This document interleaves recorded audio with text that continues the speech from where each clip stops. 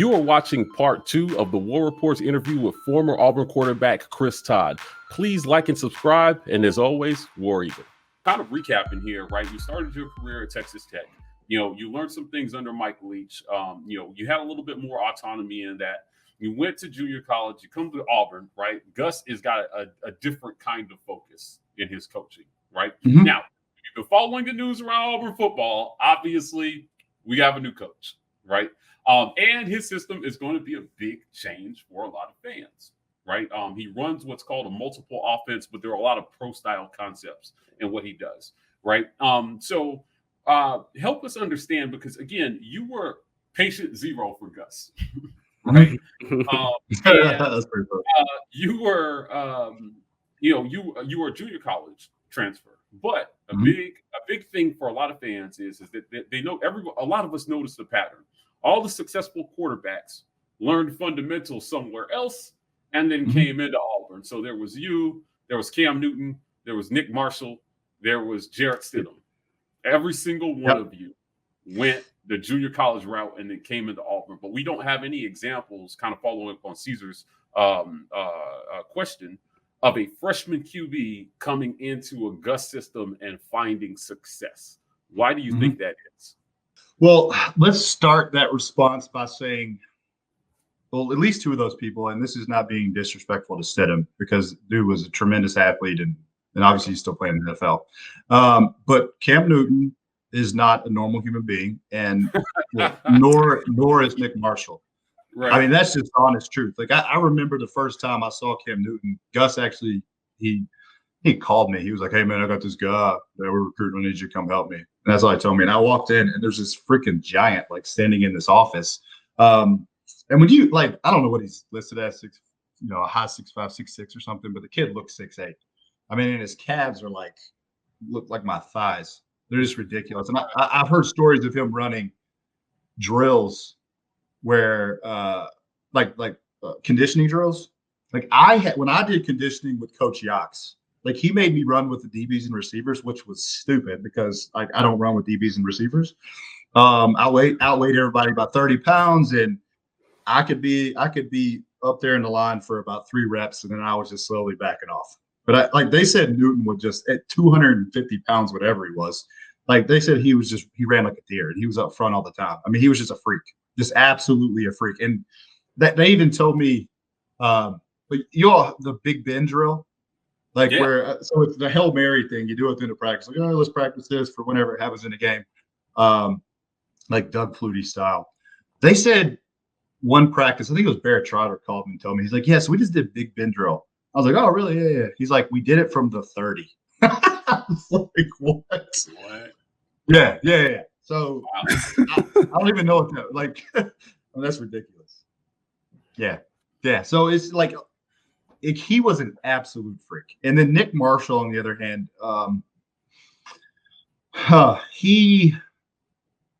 first of all, people that play corner don't switch and play quarterback. Like, that doesn't happen. Ever. Fair enough. Right. Ever. Right. So when I say those two people weren't normal human beings, they just weren't. Now, that is not discounting what Gus was able to do with them, because I think he did do a good job with Cam. I think he did a good job of changing the offense from when I was there to when he came, of making it more QB run dominant, running the QB powers and the inside zone, and letting him use his skill set. So I thought he did good of that adjustment, and I think they utilized Nick Marshall well in that aspect too, because his genius was that inside zone. I mean, I've heard, usually you have one guy that's the key on inside zone. You're not blocking the back set end. If he stays square, you hand it off. If he turns his shoulder and tries to collapse on the running back, then you're keeping around the end. Well, they told me stories where they would have the indicator to pull it, and then they would wrap the backer around and get him. And they said that he could literally read both guys at the same time. I don't know how he did it, but apparently he did. So, like I said, those aren't normal people, which a lot of those guys at that level aren't normal people, but they're like not normal people. They're not normal, or they're not connected with the people that are way above the others. I don't know. They're crazy. They do crazy stuff. And I think Gus did a good job of utilizing their skill set. He did, Stidham, I think, was impressive. Now to circle all the way back around, I apologize for that little rant, but to circle all the way back around, can a guy come in as a freshman and then develop and become like that because all the people that appear to have been successful within his offense transferred it? If I was going to just be as transparent as possible, like what do I think as far as development with a QB, what is lacking with someone that's in Gus's system?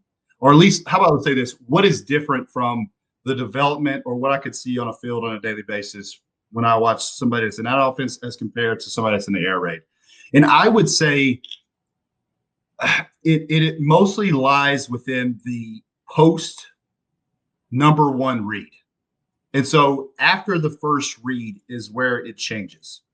And why I say that is the way Malzahn's system is set up is you're running the ball, then you're doing a play action, and you're trying to stick a throw in. And it's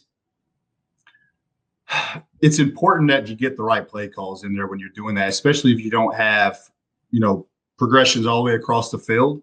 And so there's a lot of emphasis when I said timing, he spends a ton of time on timing routes. And so you get really good at that in his system is working your way into that first play. But when that breaks down, that's where all of what we talked about before, footwork, moving in the pocket, moving here, buying time, sliding up, sliding around, moving to progression 2, moving to progression 3, moving to progression 4, or moving to progression 5. That to me is the biggest difference. His big focus is the first read and getting into that. And then I think the focus on some of those other systems are kind of the whole thing, like prepping you to be throughout the whole play. But I would say with slightly less emphasis on the first read. So, Chris, as Mike mentioned, we have a new coach on the Plains in Brian Harsin. And if you've been paying attention for the past 2 years, our starting quarterback has been Bo Nix. And he came in heralded out of high school, 5-star QB. Big things was expected out of him. A lot of hype, a lot of fuss was made about the kid. And we saw his struggles in 2019, understandably so. It's tough to transition as a true freshman. But a lot of his struggles continued on throughout the 2020 season. So you work with kids in order to improve their game as a QB. Mm-hmm. What were some of the things that you saw that plagued Bo that caused him not to get better as a QB in year 2? And what do you think, second part, is what can Brian Harsin do to actually help develop Bo Nix and improve some of the issues he's had? Well, first of all, he's very talented. I mean, he runs the ball very well. He's got tremendous arm talent. So the ceiling is very high for him. One of the first things that I heard about Bo Nix before he came was someone said that he did not get sacked his entire senior year. And I was like, what? Like, that's impossible. Yeah. And so I was trying, and I didn't double check that, but I heard it multiple times. And I was just like, how does somebody do that? I was like, well, my first thought was like, man, he must have had an incredible offensive line. And then when I started watching him play, and then I went back to think about that, from his style, you can tell a little more of why he didn't get sacked. First of all, he is very athletic.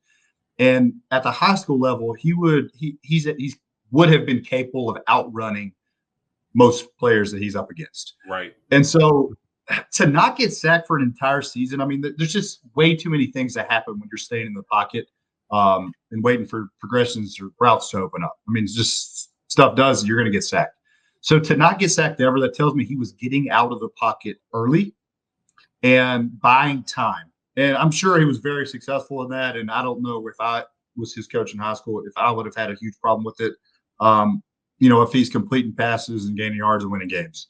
But then when you get to the college game, there's too many guys that can run and too many guys that can chase you down, can run you out of bounds to force you to throw the ball away. And I think really when you see Bo, especially like when he came in, he had that same style of getting out of the pocket early. And so, and when I say early, I've practiced tons and tons of escape drills where, you get a rusher and you dip underneath and get out, or you got somebody up the middle, you reverse out and bail out of the pocket and do scramble drill.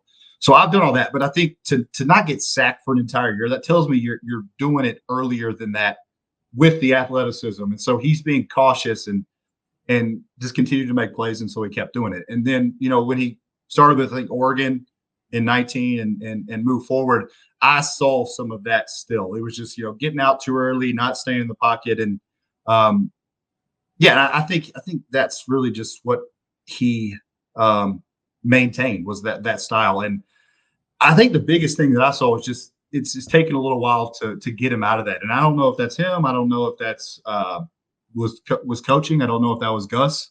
Right. So that's a good question. But that to me was one of the biggest things. Now, looking at him now, like, he's gotten better at that. So he has improved from year 1 to year 2 at just bailing out of the pocket. I think now his biggest thing, and honestly, I think is a pretty simple fix. And I'm not saying that like arrogantly. It's just I like to take something like I was saying earlier with Coach Leach. He would take complex stuff and try to make it simple. I think that's easier for everybody to understand, and it really creates for a much easier fix when you can simplify it into a picture or something easy to see and remember and understand. When we talked about directional momentum earlier, when Caesar, you brought up accuracy with quarterbacks. Mm-hmm. Why is a kid missing right? Why is a kid missing left? Is he falling out? Is he doing this way? Is shoulder this, shoulder that? Some of those, getting that directional momentum to where you stick the toe on the ground and it's going straight at where you're throwing the football. That to me is what Bo's biggest issue is. Just because he does, he does have great feet and athleticism, and he can move around, he can buy time, but the times where he's inaccurate or he's missing is when, he's backing out of the pocket and he's falling off while he's throwing a pass, or, not stepping into it and driving. Because I'll tell you, when he steps into it and drives it, like he can throw the ball as well as I would say most people in the country. I mean, he can absolutely rip it. And I've watched him throw. I've watched him in practice where he's taken the same drop several times in a row. And man, it looks good, and his feet are the same every time, and he sticks his toe in the ground and he lets it rip, and he is accurate. And so it's really the biggest thing to me is being able to do that in a game. Okay, so Chris, I'm not sure we agree on Bo getting better from year 1 to year 2, but I do want to ask you a question about coaching and coachability, right? Again, Gus is gone, right? And right now there are two factions in the fan base, right? There are those who think that Gus got a raw deal in a year where COVID wrecked football. And there are those that think that Gus had 8 years, right? We have one SEC championship, and we have a quarterback who, depending on which side you're standing on, arguably did not get better in his second year. So, Bo was 57% in high school, right? And he is 58% average over his 2 years at Auburn. And the question I want to ask you is about coaching and coachability. So I'm glad we have you here as a Gus Malzahn product to tell us which is which, right? Do you think that it is more that, that Bo may not be taking coaching, or was he not being coached? Because a lot of what I hear, again, our ears are to the ground, right? We listen to fans every day. A lot of them think, he needs a better coach. And I'll tell you, I'm not a Gus apologist, but I have a hard time believing that they weren't coaching fundamentals. A lot of the stuff that you were talking about, put your foot in the ground, drive the ball through, and to your point, when he does set his feet, he can deliver a beautiful ball. But when a kid is not consistently setting his feet when he's not under pressure, like, what is that? Like, where does that come from, and how do you fix that? What I think he specifically improved on from year 1 to year 2 was his getting out of the pocket way too early. I'm not saying that he doesn't do it anymore, but I'm saying it's not as extreme. I'm not saying that the process shouldn't be faster. I'm not saying that he couldn't be wherever based off of his ability. So from year 1 to year 2, him getting out of pocket has gotten better. But like direction, momentum, stepping in the target. Like some of those things are still there. Yes. So is Bo coachable? Well, from the people I've talked to Bo a couple times, and being coachable or not, like I wouldn't know personally. From the coaches that I've talked to that coached Bo, I know when he got in there, they immediately said he had a high football IQ. Right. With his dad and what he's been around with football, I would expect that he is. I'm not saying that the coaches weren't coaching him or whatever. I would just from everything I've heard about Bo, I would say he is coachable. Now there could be something I'm not aware of, but that's my guess there. My follow-up question is how common is it for the light to turn on for a QB in year 3, right? So we've seen 2 years of this experiment, right? And generally what we see is that accuracy that a quarterback has in high school, somewhat carries over to college, right? I'm not sure we have a ton of examples of QBs who were inaccurate in high school becoming super accurate in college. Right. So right. Again, my follow-up question is around that, right? How what are the chances is that a new coach can turn the light on for Bo in year 3? So I would say the progression in college is usually over time. Like it's not like I have seen with players where they come in and like a light, like you said, a light turns on. A good example of that was Darvin Adams in 2009. Yeah, like I remember throwing with him in the summer, and he started putting extra work in, and then something clicked in that dude's brain, and he just turned into a different player, just completely different. Confidence was through the roof. Route running was phenomenal, and just stuff clicked with him. And I've seen that with other players too. So that is possible. I'm looking at my own progression. When I stepped on the field at Texas Tech and did 7-on-7, which I did the first day I got down there, I mean, I was kind of like, whoa, this game is a little different. And so I had to start making changes right off the bat. I mean, it was, I had a big arm in high school, which I did while I was at Tech too. And so I had just traditionally been able to wait pretty late to throw a ball and just rope one in there. And I realized I couldn't do that anymore because the defenders were a lot faster. I remember I used to throw all these deep posts and, throw them, 50 yards down the field and, put a ton of air on them and let them run underneath. Well, all of a sudden the backside safety is coming off on it. And so you start making those adjustments over time. And so I think typically, especially with a quarterback, that progression kind of happens throughout your career. Now, I'm not saying that the confidence won't click with Bo. I think Bo seems to be pretty confident. I don't think he appears to have a lack of it. No, not at all. Okay. I mean, at the end of the day, the question is, hey, is Bo going to become the player that we think he's going to be? Like, is it going to click next year with a different coach? I mean, the problems that I see with Bo aren't that big. They just aren't. Now, if you looked at 20 different plays, it might look 20 different ways. But it comes down to the same problem at the end of the day. And it's the same stuff we're talking about. Just when he's throwing the football, like, is he getting to where he's throwing it? Because, I mean, just some plays are popping in my head from the past season. And, I remember, like, throwing a wheel route to the end zone and throwing it over a guy's head or just those type of passes is what people talk about. Like, hey, those misses, like, that doesn't really make sense. And usually if you'll go back and watch the film or just see what he's doing, it's usually a balance thing. Like he's falling off this way. He's kind of doing this. He's not making the same throw we're talking about all the time. So like if I was personally working with him, I mean, that's the first thing we're doing. I would say, Bo, we're going to make the same throw all the time. Like that's at the end of the day, this is what we want to do. We're going to be moving in the pocket. And for example, I have kids that, I have this starting position. And this is actually something that Gus used with his he used some of this with his first progression, sticking the, getting 1, 2, 3 and then throwing the ball. Well, I have kids when they start their warm up, they start with a foot on a line. I talk about baseball, I talk about the mound. Like if you're digging in the rubber, where's your weight going to be? And they talk about, okay, it's right here on the inside of my right foot. I want you pushing that way.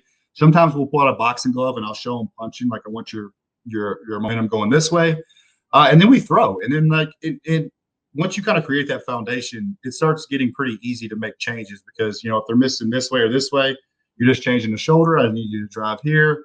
If you're missing this there or this way, it's just a little foot change or how they're pushing off. And so that's what I would tell Bo. I was like, Bo, this is how we're going to, or I would say, hey, this is how we're going to stand, or how do you want to stand? How do you feel most comfortable if you're going to throw a fastball at 20 yards and you want to complete 20 out of 20?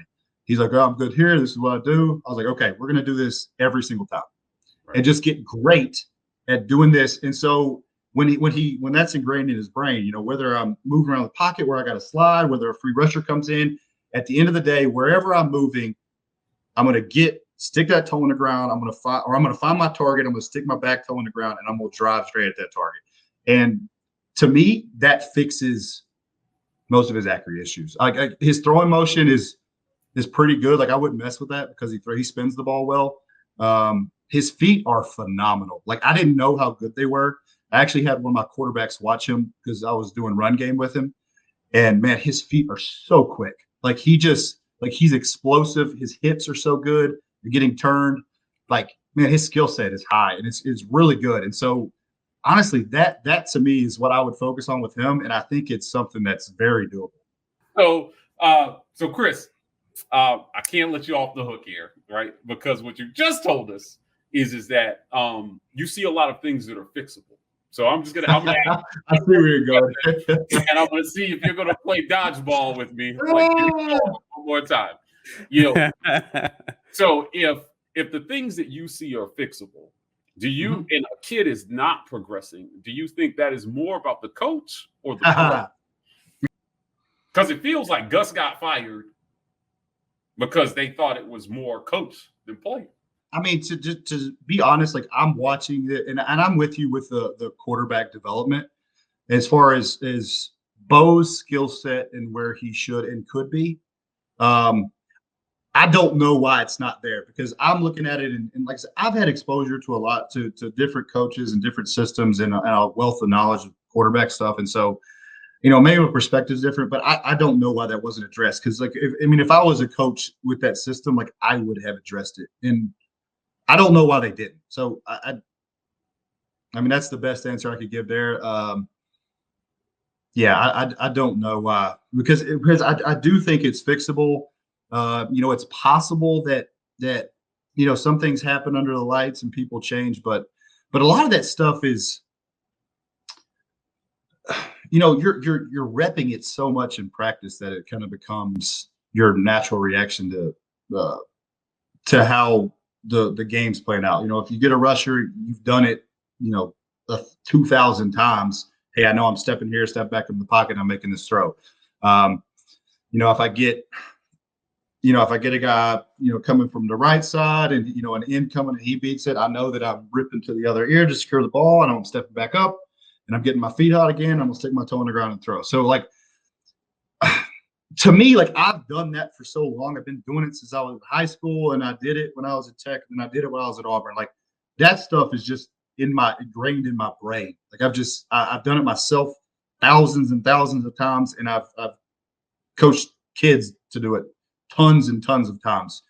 So I don't know if my perspective, it just seems like more part of the everyday thing that you do, or that issue should have been addressed. And I think it would have made a difference in Bo's play. Like I think his actually would have improved. Yeah. So I mean, it might have been a deal where, because really the way that practice schedule is set up, because that's something that a lot of people don't look at is how a practice is set up.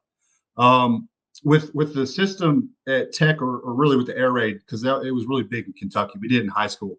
That was a big change we did from my sophomore to junior year in high school was a practice schedule. And during that time is being super efficient when you're moving around and not wasting a lot of time of talking too much and everybody's standing still, but having specific times you do specific drills and making sure you get it in every day. Now Gus has a very strict schedule too during practice, but that incorporates a lot of, your warm up, your stuff with the center and the running backs, and then you're going through a kind of a throwing process, throwing to the left, right, and center with other quarterbacks. So, whether there's 6 guys, you've got your partner and you're throwing here, you're throwing there. And then it starts going into, I'm throwing, you're bringing over the H's and you're throwing routes with the H's, and you're coming over to the outside receivers are coming over and you're throwing stuff with them, whether it's the 2s or the 5s or Z's and X's is what most people call them. And then you're throwing routes with them. And so it was very process oriented with Gus's stuff. And I thought he did a good job with that. The part that, some of the footwork stuff, there was not as much of that. Like we said before, when you look at an air raid practice schedule and the way they did it, like say at Kentucky, there was tons and tons of footwork. Whether you're doing bag drills and you're doing slides here, slides there. You're practicing with the rusher coming up. Come off the edge, you dip underneath. You put 2 quarterbacks out there and. One flashes their hands, you're doing this, you're doing drills where you put cones out, you're moving in the pocket, you're having to step up, step over. If you're free rusher, you elude the rusher, you get back in the pocket. So Gus did more of the one-on-one throws with those timing routes during practice. And I think that was good. The other offenses do more, at least the offenses I've been a part of, do more of the quarterback specific footwork and fundamentals. Mm-hmm. And so, I think that is where some of that difference comes out. Okay, Chris, you got to help me out. You're the expert here, of course, right? Clearly. Okay. You mentioned that the issues you see with Bo are fixable, right? Mm-hmm. Here's something that I have personally complained about with Bo. Mm-hmm. Is that it seemed to me at times that Bo Nix was more afraid to take a sack or get hit than he was to throw an interception, right? And there were times where he would refuse to stay in the pocket and then escape out of the pocket and get in trouble by throwing downfield or making a throw that he shouldn't make. Now, when you talk about planting your feet and throwing into your target and staying in the pocket, there will come a day where you're going to have to step into a linebacker charging at you and you're going to have to take a hit. If Bo hasn't gotten acclimated to doing that, how do a coach, Brian Harsin, Mike Bobo, or if it was you in that situation, how do you get a coach, a QB who has relied heavily on his athleticism to avoid those type of hits, to reconcile that I have to stay in this pocket to make a throw, even if I'm sacrificing my body? That's just something you got to incorporate into practice. I mean, that's whether a kid's struggling with that or not, it's just something you have to do because it's not necessarily natural. It's not a natural human thing to be able to have a 280, a 6'5", 280-pound guy that could, run coming directly at you. You're not going to look at him, and then you're not going to flinch before he's crashes into you. That's crazy. Right. Every natural reaction is you're going to jerk, you're going to look right at him, you're going to go to a flight response. All of those things should be triggered. And so to get that to develop to a point to where you're not being triggered by all those things, because you see tons of quarterbacks that aren't comfortable in that situation. Fair enough. It's not a comfortable place to be. It's very, very chaotic, and there are big nasty dudes trying to do nasty things to you. They're just trying to hurt you. Yeah.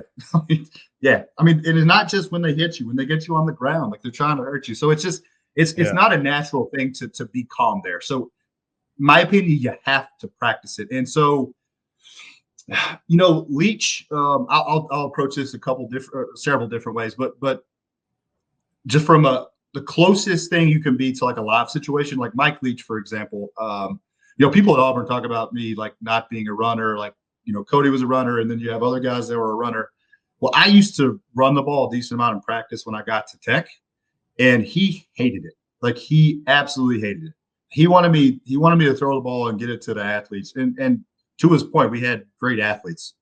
And so when I would run it, sometimes we would the line would come up, and I remember one play in particular when I was in Lubbock, and we're on that left practice field and we're doing like some drill. But anyways, the line comes around and this like the Red Sea parts in the middle. So I'm like, hell, like I just, I take off and pick up like 20 yards in practice. And he hated it.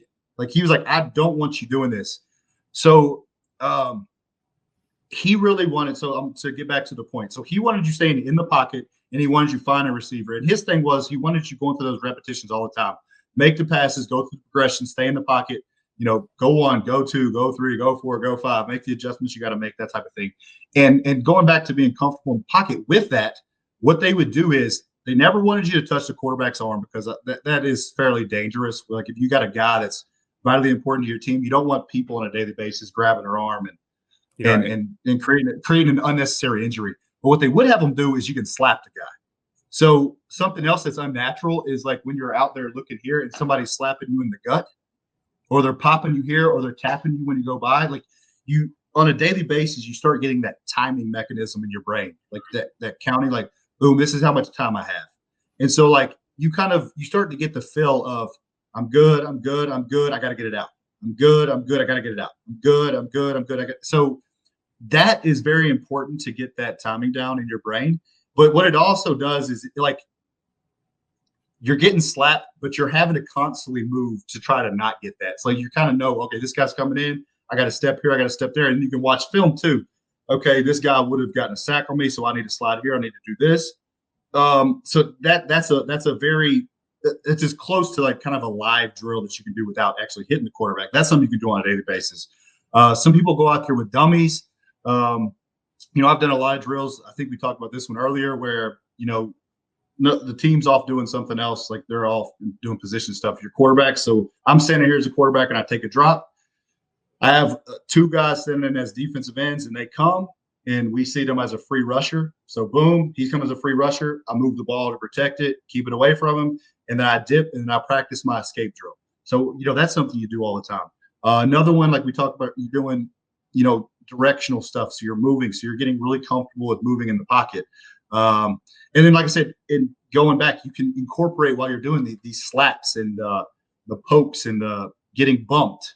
And so I think all of these come together to make someone more and more comfortable. I think it's still possible that someone's not comfortable, but at least that for me, like that I always kind of looked forward to that first shot of the season, like when I just got popped and poof. And like I knew after that my pain tolerance would adjust quickly and I would be good. I could take my shots. I knew I was going to take them, but I was fine with that. And I would stay in the pocket. I would buy as much time as I could. And then when I took shots, I took shots. So, Chris, we had a former Auburn great come on, Courtney Taylor, great receiver for us, from 2003 to 2006, and a lot of what he said, I hear you saying about reps. He talked about it from a receiver perspective, but he said, Mike, it's reps, it's muscle memory. You got to get out there and you got to do it, and you do it, and you do it until your body just reacts when you're under stress, and you know what to do because you've prepped it 1,000 times in practice. And talking to you, I can tell you that you sound like you'd make sounds like you make a great coach. Honestly, I'm not. I think all should give you a call if they need some quarterback.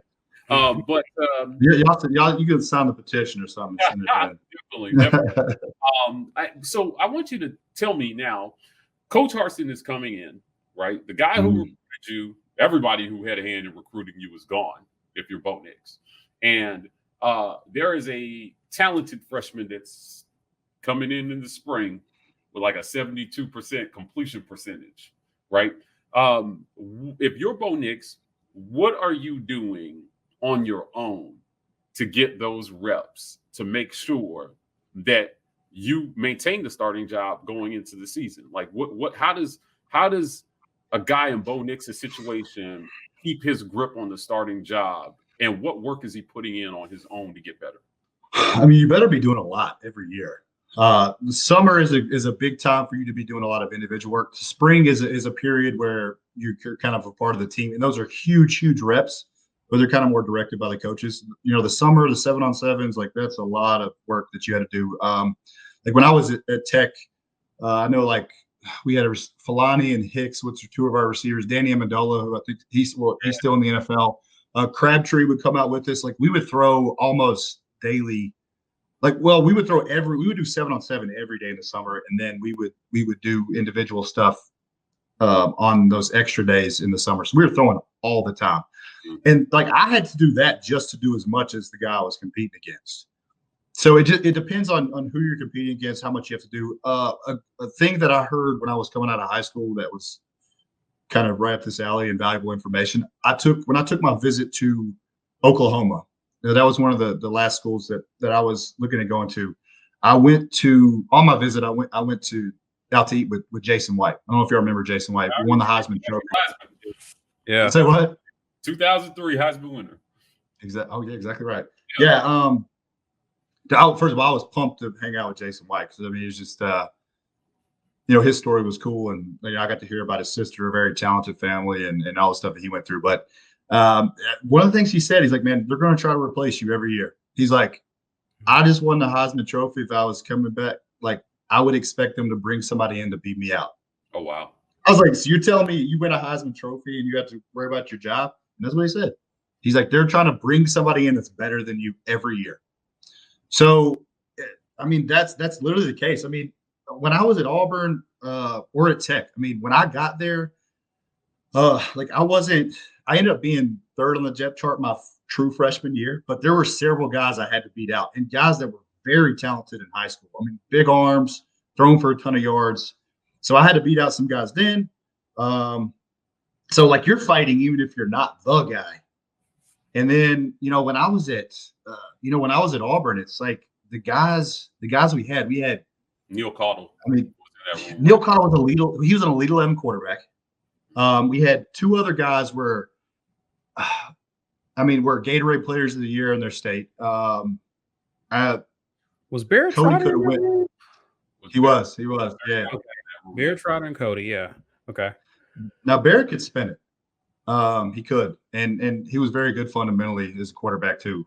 He was honestly one of the ones I was worried about most when I was having to make my comeback in 2009. He was just a very well polished quarterback, and his career could have went several different ways. But I was always impressed with his ability to throw the football. But yeah, I mean, just everybody's good. So what does Bo do with the young guy coming in? Well, I'd say you got a new coaching staff, and they're going to take a good hot look at this new kid. And so, most kids are not ready when they're true freshmen. They're just not, especially if you have a good upperclassman.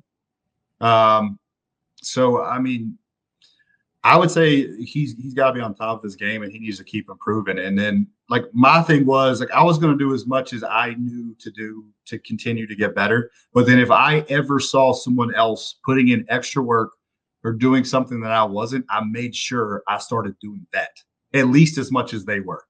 Right. He needs to do that. Mm-hmm. If you look at Bo, like, watch a game, because you want to know, like, what is he capable of? Like, what is, like, you're trying to figure out, like, what is his ceiling? Like, where could he be or where could he go?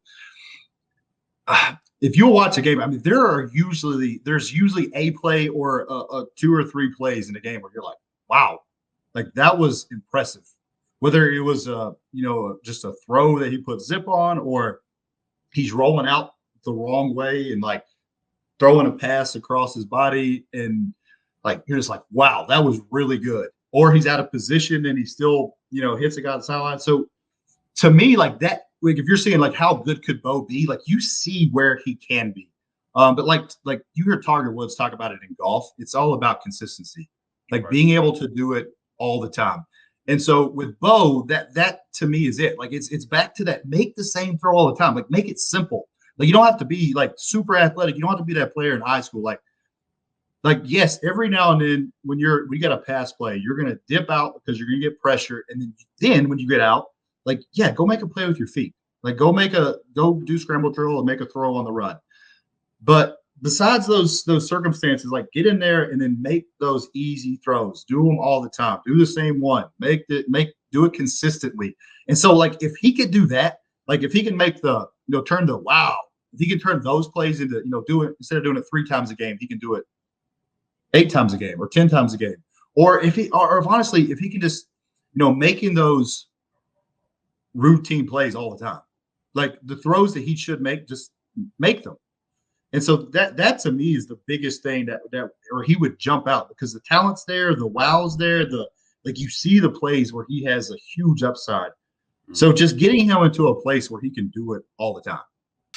So Chris, listen, we're so happy that you came to talk to us today. And, you mentioned that you're working with kids now. Can you tell us a little bit about the work that you're doing with kids now and preparing them to play football at the next level? I've done some coaching when I got out. Like I did several years of high school coaching. My dad was a longtime coach. I did some work with my brother when he was coming up. I actually did a year at UMass working with quarterbacks up there. I sold explosives. I worked in the finance business for the longest period of time, which was what my first degree was in.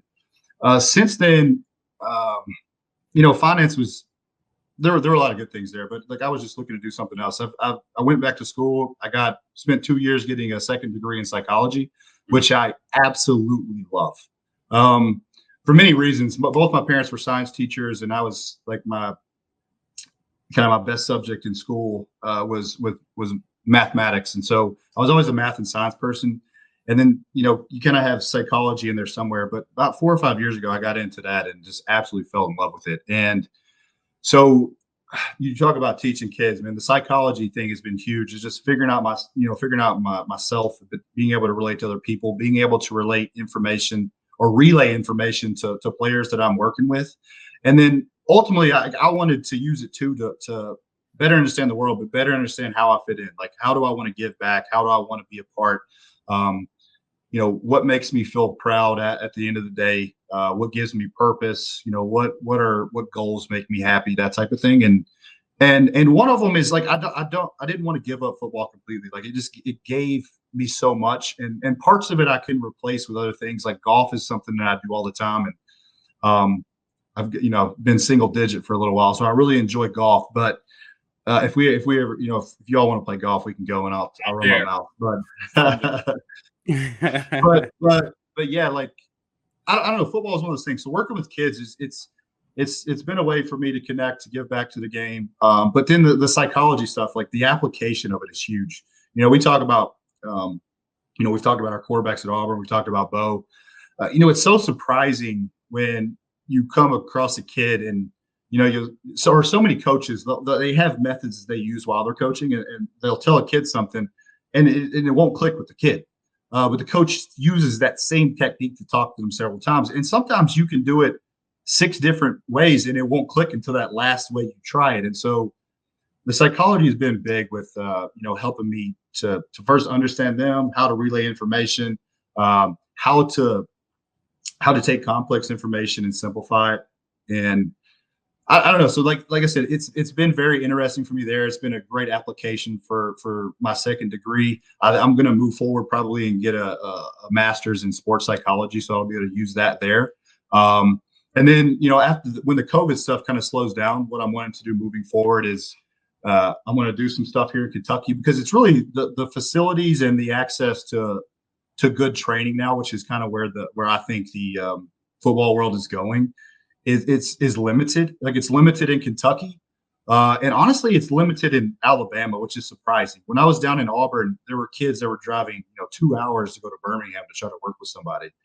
And so moving forward, like I've worked with some kids in Alabama, but I want to build that up and do it more.